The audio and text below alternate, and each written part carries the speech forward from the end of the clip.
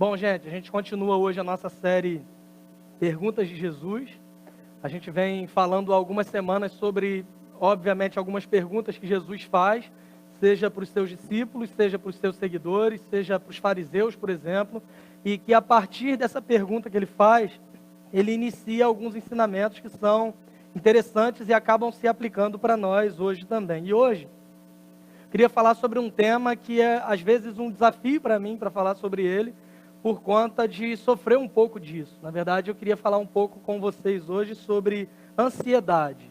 No último culto de oração que nós tivemos aqui, a gente começou a abordar um pouco essa questão, mas bem de leve, sobre o que é ansiedade, sobre o mal que ela faz, sobre o quanto a ansiedade ela é um problema para muita gente. E hoje, baseado em uma pergunta de Jesus, eu queria falar um pouco para vocês sobre isso, lembrando então que desde o último culto de oração, que já tem umas 3 semanas, eu estou bem ansioso para falar com vocês sobre ansiedade. Eu já fui muito pior. Hoje, graças a Deus, eu reduzi uns 90% da minha ansiedade. No final do culto, você pode me procurar, eu te mostro. Eu roí as 10 unhas da mão, hoje eu só roo uma, graças a Deus. Eu sou universal, né? Estou seguindo aí nesse caminho e estou dando testemunho para vocês acerca disso. Ainda tenho certa dificuldade com isso, mas em uma escala muito menor do que era. O grande problema da ansiedade é que ela te faz sofrer por um problema que não existe. Basicamente, você sofre por algo que nem existe ainda. E o pior de tudo isso é que quando você se dá conta de que esse problema não existe, você sente-se culpado e ansioso que você sofreu de ansiedade por um problema que não existe. Conseguem entender que é um negócio mais ou menos sem lógica? Mas é exatamente assim que é a ansiedade. Ela não tem lógica nenhuma, mas ainda assim a gente acaba sofrendo por ela. Por exemplo, tem uma pessoa que me manda mensagem de aniversário no Facebook, ou publicação e tal, todo dia 24 de janeiro. E eu acho muito legal, tirando o fato de que o meu aniversário é dia 25. Só que eu já fui tão ansioso antes de me converter, que desde o dia 23 eu já ficava esperando para ver se a pessoa ia mandar a mensagem ou não. E pode ser que ela no dia 22 estivesse pensando, será que a gente já vai chegar, já estou pensando no meu aniversário e a gente está em maio, porque a ansiedade ela faz isso com a gente, né? A gente se antecipa diante de alguns problemas, e eu tinha um problema tão sério de ansiedade que me sugeriram procurar um psicólogo para isso. Só que eu liguei para lá e ele falou, olha, tenho até vaga, mas a agenda é só para daqui a 3 semanas. Aí eu falei, não dá, vou me curar sozinho, porque você está sofrendo de ansiedade. O cara ainda marca um negócio lá para frente ainda. É fato que todos nós, em menor escala ou em maior escala, nós enfrentamos a ansiedade. Todo ser humano, em maior ou menor grau, em um certo momento da vida, ou em todos os momentos da vida, ele vai enfrentar esse mal que é a ansiedade. E isso desde muito cedo. Desde crianças, quando, por exemplo, sentem-se ansiosos para serem aceitos em algum grupo, por exemplo. Ou crianças antes do primeiro dia de aula. Para alguns é um trauma muito grande. O primeiro dia de aula, alguns contam até hoje as suas experiências que tiveram do primeiro dia de aula. Para mim sempre foi tranquilo, o meu trauma foi ter sido esquecido no hospital, mas isso aí, essa história eu já contei para vocês e estou falando hoje no Dia das Mães para homenagear minha mãe que está aqui e fica toda sem graça com essa história. Mas o fato é o seguinte, todos nós sofremos e enfrentamos essa situação de ansiedade. E hoje, na nossa geração, parece que as coisas pioraram um pouco, que hoje a gente vive uma espécie de tirania do tempo. Hoje a gente vive uma espécie de banalização da urgência. Hoje em dia, tudo se tornou urgente. A gente sofre essas demandas, a gente tem essas demandas e sofre essas pressões, às vezes externas e muitas vezes também internas, que cobram de nós resultados rápidos e imediatos, porque tudo se tornou urgente, tudo se tornou para ontem. Nós vivemos agora em uma era que nós não sabemos esperar o tempo certo para qualquer coisa. A gente vive uma era que a gente tenta antecipar os resultados sempre na medida do possível, e às vezes a gente acaba sofrendo muito mais por conta desse mal que se chama ansiedade.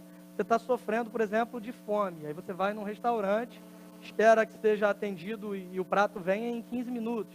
Aí passa 20, você já fica ansioso, desesperado, e a fome é um gatilho para a ansiedade muito pior, né? Não sei se você conhece gente assim que diz, eu com fome sou insuportável. Não sei se você já conviveu, ou se você é essa pessoa, mas é fato que às vezes a gente com fome e fica aquela ansiedade, e você arruma briga no restaurante e diz assim, eu não quero mais, porque também você tem medo de que alguém faça alguma coisa com a sua comida, e você fala assim, eu vou embora, e agora que você estava com fome, faltava 5 minutos para receber o seu prato, e por causa do atraso, você foi embora chateado, pediu alguma coisa no aplicativo, chegou, já era 1 hora mais à frente, ainda você sofreu 1 hora a mais de fome por causa da sua ansiedade. E a ansiedade é exatamente isso, é nós nos preocuparmos muito com o que está lá na frente, e a gente se esquece às vezes de raciocinar, porque a ansiedade tira de nós esse poder da razão, de entender o que é razoável, de entender o que é melhor. Às vezes é melhor você esperar 5 minutos a mais do que ir para casa, se estressar, ficar chateado e ainda esperar mais 1 hora, 1 hora e meia. Mas é fato que nós temos dificuldade com a administração do tempo hoje em dia. É fato que nós somos criados agora em uma cultura que nos ensina e nos cobra resultados imediatos, de modo que nós não sabemos esperar. E a triste notícia que eu tenho para você hoje à noite é que o tempo ele continua passando. Como diria o Cazuza, né? O tempo ele não para. Só que o grande problema é que às vezes nós temos a impressão que além do tempo não parar, ele ainda vai mais rápido do que ele deveria ir. Às vezes nós temos a sensação de que nós precisamos de dias e semanas maiores, que 24 horas já não é suficiente para eu atender tanta coisa que exigem de mim, porque 7 dias na semana não é suficiente para eu responder a tantas demandas dos outros que acabam me cobrando e acabam exigindo o que eu faça. E hoje começaram a vender essa ideia de dias maiores. Há, por exemplo, comercial de um banco que diz que ele funciona 30 horas por dia.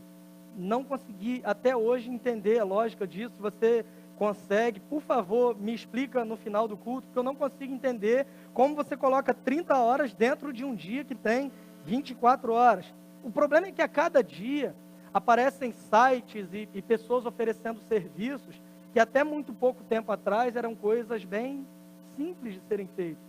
Hoje em dia tem gente que paga para alguém arrumar o seu guarda-roupa, por exemplo. E eu falo isso com muito orgulho, porque eu inventei essa profissão quando eu fazia isso com meus irmãos mais novos. Era R$ 20 para arrumar o meu guarda-roupa. Sempre fiz isso, graças a Deus, essa lei da terceirização aí já existia lá em casa na minha época. Hoje em dia tem gente que paga um profissional para passear com um cachorro, por exemplo. Hoje em dia tem gente que paga consultor de espaço dentro de casa, para o cara olhar o seu closet, você dá um dinheiro para ele, ele abre lá o seu guarda-roupa e tal, quando tem porta, né, que tem aquela situação também, que às vezes quebra, a gente põe uma cortininha na frente, aquela história que a gente conhece, e o cara olha e fala assim, calça jeans do lado de cá, não é legal não, é bom deixar do outro lado, embaixo da camisa polo, e você fala, meu Deus, que ideia brilhante, um negócio tão simples e gente gastando dinheiro, porque as coisas mais triviais e simples da vida, elas acabaram se tornando uma grande demanda por conta da nossa falta de tempo, por causa da nossa falta de sabedoria em administrar o tempo e os recursos que nós temos. A grande questão, gente, é que todo ser humano, ao mesmo tempo que ele é ele se divide em inúmeras facetas dentro de uma só pessoa. A mesma pessoa, ela é ao mesmo tempo pai, filho, irmão, funcionário, talvez patrão de alguém. Uma só pessoa, ela tem muitas responsabilidades e ela é cobrada, de modo que nós temos que aprender a dividir o nosso tempo diante de tantos papéis que às vezes nós adquirimos com o passar do tempo e com a nossa própria vida. E a gente tem essa crise de não saber dividir bem, de não saber administrar bem, e o resultado disso é essa ansiedade que vai aumentando cada vez mais, porque nós temos que corresponder a expectativas que são colocadas sobre nós, e elas, na maioria das vezes, são irreais e inalcançáveis. E aqui mora o grande problema. A nossa sociedade exige que nós sejamos bons em tudo. Ela exige de nós que a gente tenha resposta, pelo menos para alguma coisa, e nós vivemos nessa era. Hoje em dia é uma era que temos poucos especialistas em alguma coisa. Hoje em dia, ao mesmo tempo, a gente tem especialista em tudo. E eu não sei se você tem algum contato assim, ou de novo, se você é essa pessoa, de gente que por conta de digitar no Google uma pergunta e ter acesso a 2 linhas de informação, ela acha que é especialista em qualquer assunto que surge. Qualquer coisa que alguém estiver fazendo, tem gente que vai ter opinião, porque nós somos estimulados a responder tudo sobre qualquer coisa. Se você não conhece ninguém assim, depois você me procura, tem uns 3 amigos que você pode adicionar no Facebook e perceber isso de forma muito interessante. Aleluia. A grande questão é que nós, por conta desse monte de pressões e de demandas, a gente acaba se tornando uma geração, por exemplo, que começa inúmeros e diferentes cursos numa faculdade, por exemplo. É muito comum você ver hoje uma pessoa que começou uma faculdade, com 2 meses ela viu, não é isso, aí vou fazer outra, não consigo entender, o cara às vezes faz 7, 8 períodos, aí chega e fala, cara, não é isso, eu vou fazer outra coisa, e aí ele passa 30 anos estudando e não se formou em absolutamente nada, porque ele está tentando entender. Eu mesmo fiz engenharia por 2 semanas, me orgulho disso. Na segunda semana eu vi que aquele negócio não era para mim, porque a primeira semana foi só para se apresentar, meu nome é fulano e tal, aquele monte de coisa, e graças a Deus eu saí disso. Mas o grande problema é que hoje a palavra foco se tornou para nós hashtag de quando você vai para a academia. Foco, força e fé. E nós não temos mais foco nas atividades que nós realizamos durante a vida. E quando nos falta foco, sobra espaço para uma ansiedade que ela aumenta e ela nos corrói. O nosso foco está em constante mudança devido ao excesso de informações que nós recebemos todos os dias. O que a Bíblia diz para nós sobre ansiedade? Bom, Jesus ele inicia o seu ministério, ele chama alguns discípulos. Em um dado momento ele vê multidões e ele sobe num monte para pregar, não foi para fazer campanha nem nada disso, mas quando os discípulos se aproximam de Jesus, ele inicia o que nós chamamos de Sermão do Monte. Segundo um autor chamado John Stott, esse Sermão do Monte, ele é um apelo de Cristo aos seus seguidores para serem diferentes de todos os demais. O Sermão do Monte é um apelo que Jesus faz para que os seus seguidores sejam diferentes de todos os outros. Não à toa, Mateus 6:8, que fala sobre o início desse sermão, Jesus ele vai dizer assim, não sejam iguais a eles. Não é aqui uma guerra de nós contra eles, mas é o ensino de que o Evangelho de Cristo Jesus ele é uma contracultura. Eu não estou dizendo aqui que tem que haver uma guerra entre nós evangélicos, que a gente tem que dominar o país, isso é coisa de pink cérebro que querem dominar o mundo, não é coisa de cristão, que a gente tem que ter um presidente evangélico, graças a Deus a gente tem que ter uma bancada evangélica, pelo amor de Deus, não estou falando disso, pelo amor de Deus, eu não estou falando disso, não é uma guerra de nós contra eles, na verdade é uma proposta que Jesus apresenta dizendo, se o mundo traz alguns valores com a sua cultura, nós devemos compreender o que está nessa cultura, se isso é de fato algo que nós podemos abraçar, se isso é algo que nós devemos rejeitar, mas em todas as coisas nós somos chamados por Deus para entender a cultura que nós estamos e para redimir a cultura, porque todas as coisas têm que estar sob o senhorio de Cristo Jesus. O reino de Deus não é o reino desse mundo. Então, os valores do Evangelho, eles são uma contracultura, eles formam uma contracultura no sentido de que o Evangelho deve nos ensinar a vivermos na contramão do mundo. Se o mundo exige de nós que nós sejamos apressados e que a gente corra em tudo e que a gente produza resultados imediatos, o Evangelho vai apresentar para nós um outro caminho. Jesus inicia esse Sermão do Monte diante dessa ótica, dizendo, ouçam essas coisas para que vocês sejam diferentes. A gente falou há 2 semanas atrás sobre isso, sobre o início desse sermão. Jesus fala sobre bem-aventuranças, depois ele faz uma comparação entre a lei de Moisés e a forma como essa lei deveria ser interpretada. A gente falou isso naquela pergunta que Jesus faz, por que me chamam Senhor, Senhor, se vocês não fazem o que eu digo? E logo em seguida, esse sermão de Jesus nos traz uma valiosa informação acerca de como nós devemos lidar com o tempo. E ele faz uma pergunta combatendo essa mente ansiosa que quer controlar o tempo e quer controlar todas as outras coisas, quando ele vira para aquelas pessoas que o ouviam, e ele pergunta o seguinte, quem de vocês, por mais que se preocupe, consegue acrescentar 1 hora que seja a sua vida?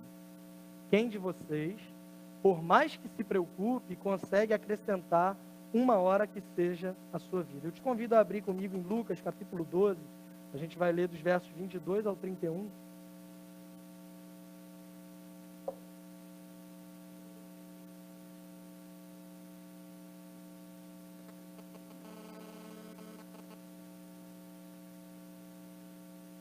Lucas 12, a partir do verso 22. Agora que você achou, o texto vai ser projetado. Se eu falar antes, nem a Bíblia você abre, por causa da ansiedade de acabar logo. Mas vamos lá. Lucas capítulo 12, a partir do verso 22, a gente vai projetar na NVI, que é a versão que eu leio. Dirigindo-se aos seus discípulos, Jesus acrescentou: portanto, eu lhes digo, não se preocupem com sua própria vida, quanto ao que comer, nem com seu próprio corpo, quanto ao que vestir.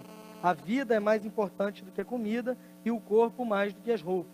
Observem os corvos, não semeiam nem colhem, não têm armazéns nem celeiros, contudo, Deus os alimenta. E vocês têm muito mais valor do que as aves. Quem de vocês, por mais que se preocupe, pode acrescentar uma hora que seja a sua vida? Visto que vocês não podem fazer sequer uma coisa tão pequena, por que se preocupar com o restante? Observem como crescem os lírios. Eles não trabalham nem tecem. Contudo, eu lhes digo que nem Salomão, em todo o seu esplendor, vestiu-se como um deles. Se Deus veste assim a erva do campo, que hoje existe e amanhã é lançada ao fogo, quanto mais vestirá vocês, homens de pequena fé. Não busquem ansiosamente o que comer ou beber, não se preocupem com isso, pois o mundo pagão é que corre atrás dessas coisas, mas o Pai sabe que vocês precisam delas. Busquem, pois, o reino de Deus, e essas coisas lhes serão acrescentadas. Vamos orar uma vez mais. Deus, fale aos nossos corações, por meio do Teu Espírito Santo que em nós habita, nos guiando a Tua vontade para nós em Cristo Jesus, porque ela é boa, perfeita e agradável. Nós oramos no nome dele, agradecidos. Amém. Jesus, então, ele faz essa pergunta para os discípulos e ele mesmo começa a responder essa pergunta. Quando ele diz, quem de vocês, por mais que se preocupe, consegue acrescentar uma hora que seja a sua vida? Alguns versículos à frente, ele vai dizer, não se preocupem com a sua própria vida. Não percam o tempo buscando de forma ansiosa algumas coisas que deveriam ser secundárias, e ele apresenta algumas razões para isso. Nessa própria pergunta que ele faz, ele nos diz o seguinte, não se preocupem porque é inútil. Não adianta se preocupar porque você é incapaz de acrescentar sequer uma hora à sua existência. Então, por que você vai ficar preocupado se você não tem o controle do seu tempo? Por que você vai ficar preocupado se você não é dono da sua própria vida? Por que você vai ficar preocupado se você não consegue fazer um negócio tão simples que é viver uma hora a mais? A gente consegue diminuir, né? Fazer fumando, uma série de coisas aí, não praticar atividade física, falou o gordo aqui na frente para você, mas você pode diminuir algumas horas, alguns dias, alguns meses da sua vida, mas você não consegue acrescentar porque você é totalmente incapaz, e o que Jesus está dizendo para eles é o seguinte, não se preocupa porque é inútil. Irmãos, quando nós ficamos ansiosos, nós deixamos de viver o hoje, e por conta disso a gente acaba não vivendo nem o hoje e nem o amanhã. Não sei se você, às vezes, fica tão ansioso na véspera de alguma coisa que você quer fazer, que você quer há muito tempo fazer. Eu não tiro férias há não sei quantos anos, e agora eu vou fazer uma viagem, e eu vou curtir, e eu vou aproveitar, eu vou para um lugar bem legal, vou, por exemplo, sei lá, para Córrego do Ouro, vou passar o fim de semana lá em Córrego do Ouro, e você fica naquela ansiedade, e na véspera você fica tão ansioso, tão feliz, que você vai passar um fim de semana no lugar dos seus sonhos, e no outro dia você não dormiu direito, porque passou a noite ansioso, pensando como seria, pensando o que teria que fazer. Se você viaja com a família, aí que você fica ansioso mesmo, você sempre vai falar que tem alguém que não ajuda em nada, e vai, e senta lá, e eu vou ficar me matando de trabalhar. Esse monte de coisas que acontecem em qualquer família. Mas você fica tão ansioso que o dia que você deveria aproveitar aquilo que você queria tanto curtir, você passa com uma enxaqueca que não acaba de jeito nenhum, que você não conseguiu dormir, e aquilo que seria uma alegria se transforma em um pesadelo por causa da sua ansiedade.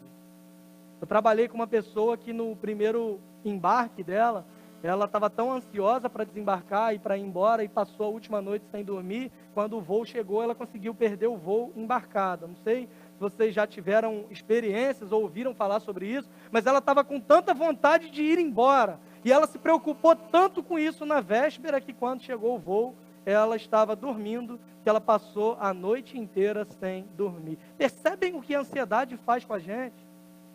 Percebe como a gente vive, às vezes, lá na frente e se esquece de se preocupar com aquilo que está acontecendo nesse exato momento?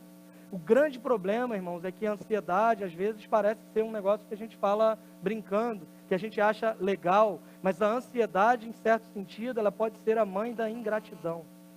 Porque, às vezes, nós focamos tanto nos planos, nos sonhos, nos projetos que a gente tem lá na frente, naquilo que a gente espera que Deus nos dê lá na frente, que a gente se esquece de olhar ao redor e ver que hoje a mão de Deus já tem nos conduzido e nós temos muito mais motivos para sermos gratos a Ele do que para pedirmos a Ele coisas que queremos alcançar lá no futuro. A ansiedade faz com que a gente se torne eternos insatisfeitos, que querem sempre mais, mas não conseguem olhar para a própria realidade e ver que você já tem muito mais do que você precisa, você já tem muito mais do que você merece, e a ansiedade tira de você a capacidade de olhar ao redor e de ser grato a Deus. A gente deve aprender, Jesus nos ensina por meio dessa pergunta, e Jesus nos ensina ao longo do seu ministério, que nós devemos viver um dia de cada vez. A vida, ela é curta.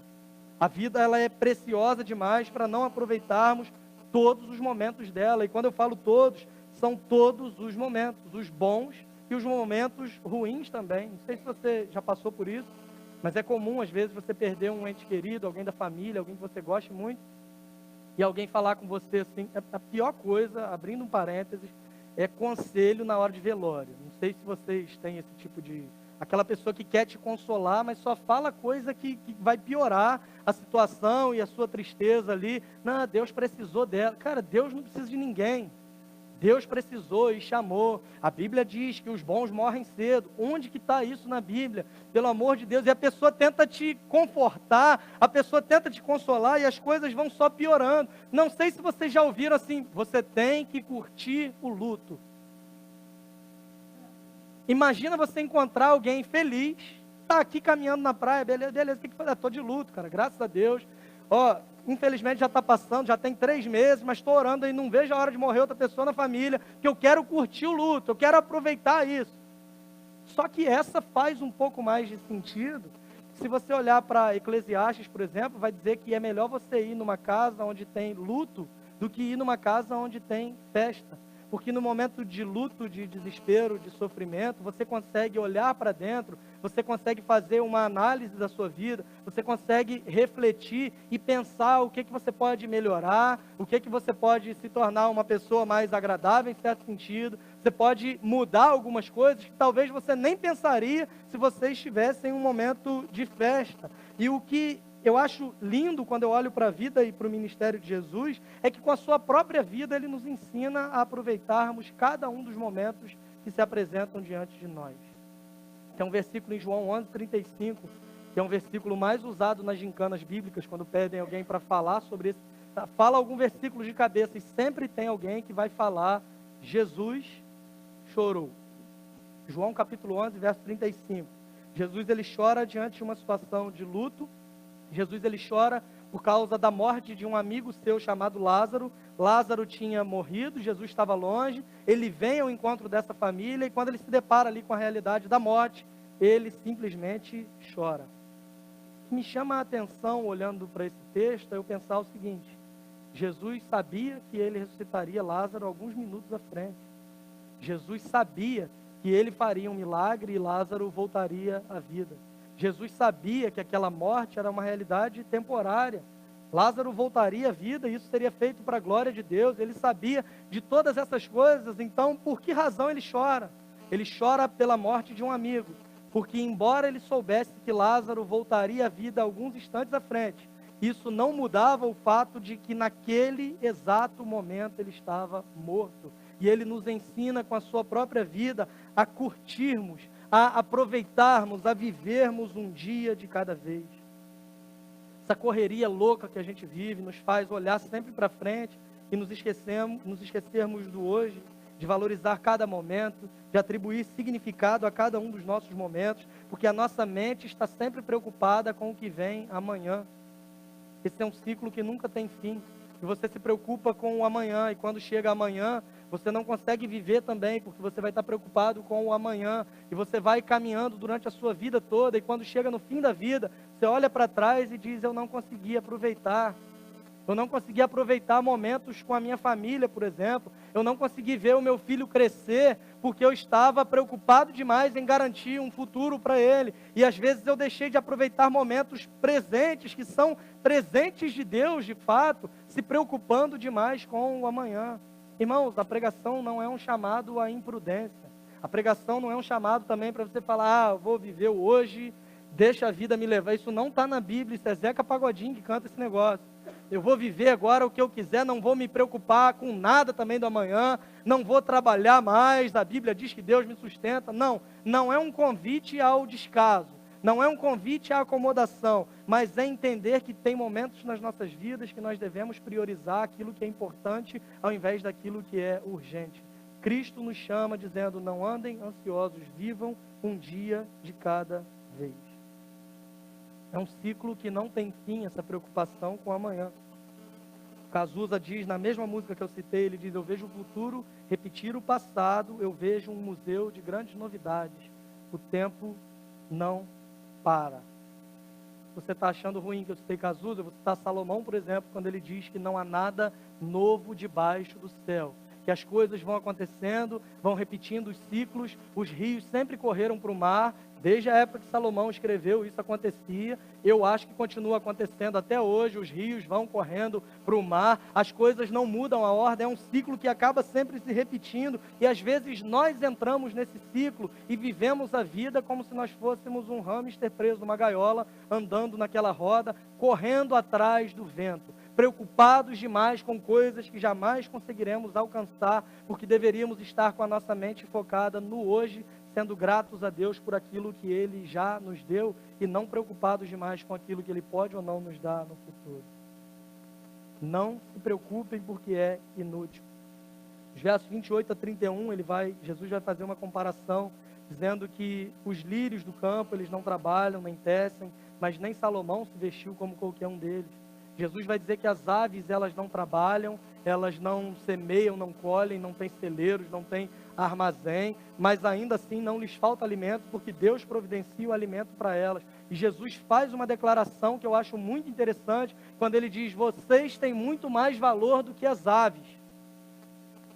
Hoje em dia a gente vive uma época que alguns abraçam tanto algumas verdades, que querem dizer, por exemplo, que os animais eles são tão importantes quanto o ser humano, ou alguns animais são mais importantes do que o ser humano.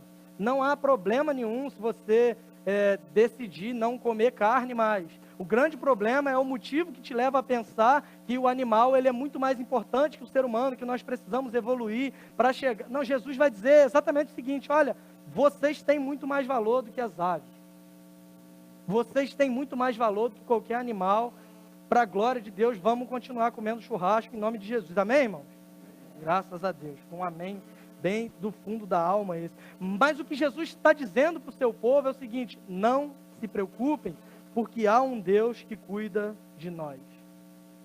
Não se preocupem, porque Deus conhece as nossas necessidades e Ele diz que suprirá cada uma delas segundo a sua riqueza e glória. Mais uma vez, ele fala da diferença entre nós que conhecemos a Deus e aqueles que não conhecem, dizendo que quem não conhece a Deus é que se preocupa com todas essas coisas. Irmãos, quando nós nos preocupamos com aquilo que é fundamental, quando nós nos ocupamos com aquilo que é fundamental, as outras coisas elas vêm como consequência. Jesus vai dizer: busquem o reino de Deus e todas essas coisas vos serão acrescentadas. A gente está tão perdido nessa tirania do tempo que a gente deixa de fazer o que é importante para fazer aquilo que é urgente. O que Jesus está dizendo é: calma, interrompa esse ciclo, pensa, descansa, porque você tem um Deus que te conhece e que cuida de você em todas as suas necessidades. Às vezes a gente se envolve numa busca tão louca, numa correria desenfreada, esperando conquistar todas as outras coisas, que a gente se esquece daquilo que é fundamental, daquilo que é importante, daquilo que deveria ser prioridade para qualquer seguidor de Cristo, que é buscar o reino de Deus e a sua justiça. E às vezes nós confundimos o reino de Deus e a sua justiça com atividades na igreja, por exemplo. Às vezes a gente acha que está buscando o reino de Deus e a sua justiça, mas a gente está abraçando um ativismo religioso, porque a gente acha que agrada a Deus estando na igreja de segunda a segunda, participando de todas as atividades, não tendo tempo para a família, e você ainda justifica isso dizendo, eu estou buscando a Deus em primeiro lugar. Não, você não está buscando a Deus. Você não está vivendo o que o Evangelho te ensina a viver. Você não está transformando-se por meio da renovação do seu entendimento, como o apóstolo Paulo diz. Você não está vivendo uma contracultura que é o Evangelho. A única diferença é que você pegou uma cultura corrompida e colocou um selo gospel nela, da mesma forma que as pessoas correm atrás do vento fazendo uma série de coisas, você corre atrás do vento fazendo uma série de coisas gospel. O que Jesus nos ensina a fazer é nós olharmos para a cultura, identificarmos nelas elementos que devem ser redimidos para que Cristo seja de fato o Senhor das nossas vidas e reine sobre todas as coisas. Marta e Maria, por exemplo, as duas irmãs de Lázaro, estavam diante de Jesus, uma delas preocupada demais, com uma série de coisas para fazer, com uma série de serviços, de trabalho para realizar, soltava aquelas frases que toda mãe solta, né? Essa casa está imunda, eu sou uma escrava aqui. Graças a Deus lá em casa somos 4 homens, e minha mãe lá sempre foi muito feliz nesse sentido, mas ela falava umas frases que me aterrorizavam quando era criança. Eu quero ver o dia que eu morrer, como é que vocês vão se virar? Tem vontade de sumir, de largar tudo, de deixar tudo para trás, aqueles negócios assim. E Marta, ela vivia nessa correria.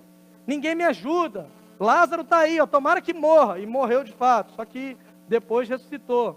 E ela se incomodava com o fato de Maria não estar trabalhando. Isso sempre aconteceu em qualquer família, gente. Vai ter uma que vai ficar trabalhando e a outra pessoa não vai fazer absolutamente nada.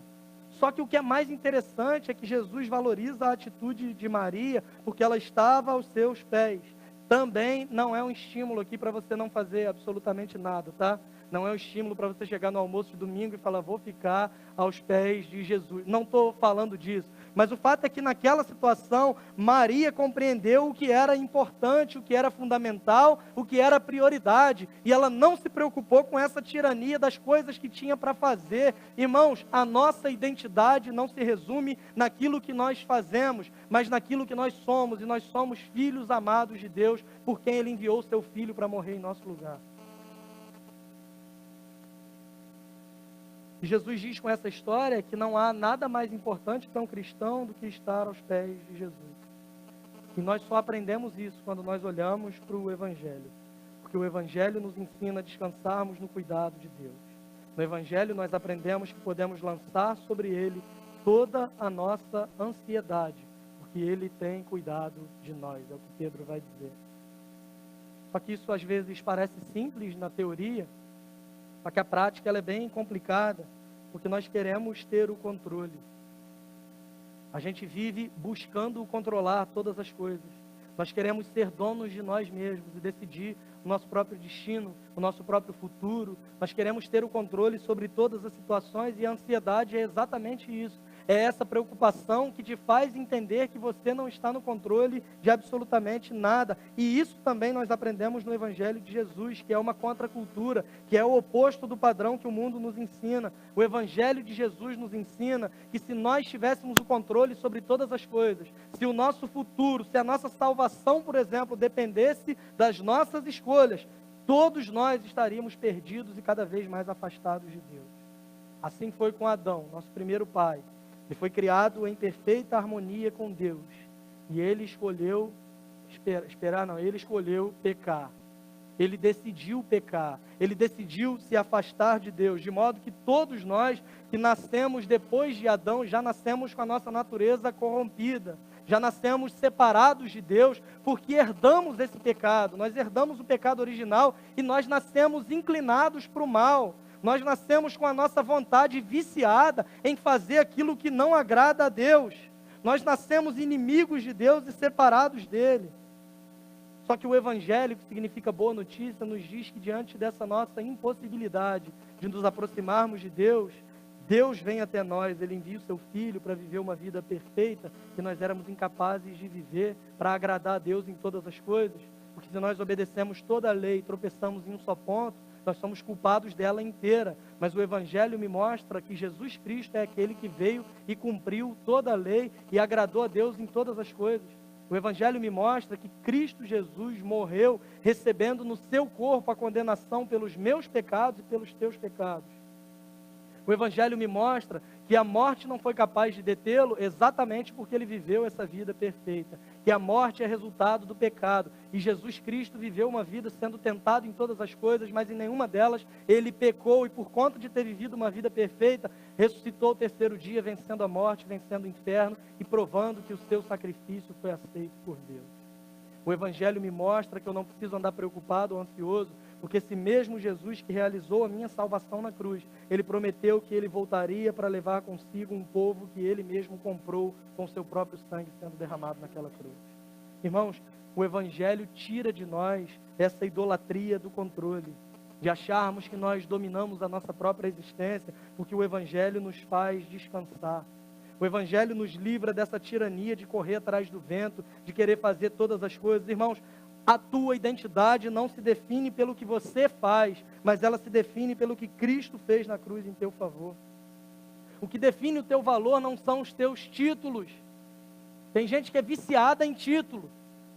Teve um conhecido nosso aí, pastor, para variar, o cara foi comprar móveis, por exemplo, pediram para ele assinar a nota fiscal, o cara botou lá PR fulano, assinatura. Aí o vendedor falou assim, teu nome é o quê? Paulo Ricardo? Paulo Renato?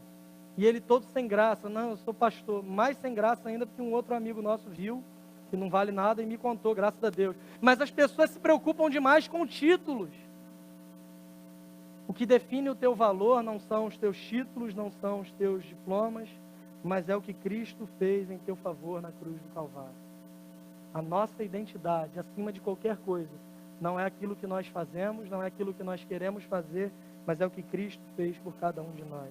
E a lógica do Evangelho nos mostra que não são as nossas preocupações que nos levam a atitudes corretas, muito pelo contrário. O Evangelho nos ensina que nós podemos descansar naquele que realizou a nossa salvação na cruz. O Evangelho me ensina que eu não preciso me matar de correr ou viver ansioso para me salvar o tempo inteiro, como se eu tivesse poder de perder um presente que foi de graça, que eu recebi sem merecer, e agora eu consigo deixar de merecer algo que eu não merecia e ganhei um negócio sem sentido. O Evangelho me faz repousar na certeza de que a morte de Cristo é suficiente. O Evangelho me faz olhar para a morte de Jesus e ver que naquela cruz ele disse, está consumado, e não eu fiz a minha parte, e agora cada um que faça a sua. Irmãos, podemos repousar na certeza de que a nossa salvação foi garantida na cruz. E agora livres de toda a tirania da urgência, da idolatria do controle, que a gente consiga repousar na obra de Cristo em favor de cada um de nós. Pergunta que ele faz, nós podemos responder dizendo que somos, de fato, incapazes de acrescentar uma hora que seja a nossa vida aqui. Somos incapazes mesmo.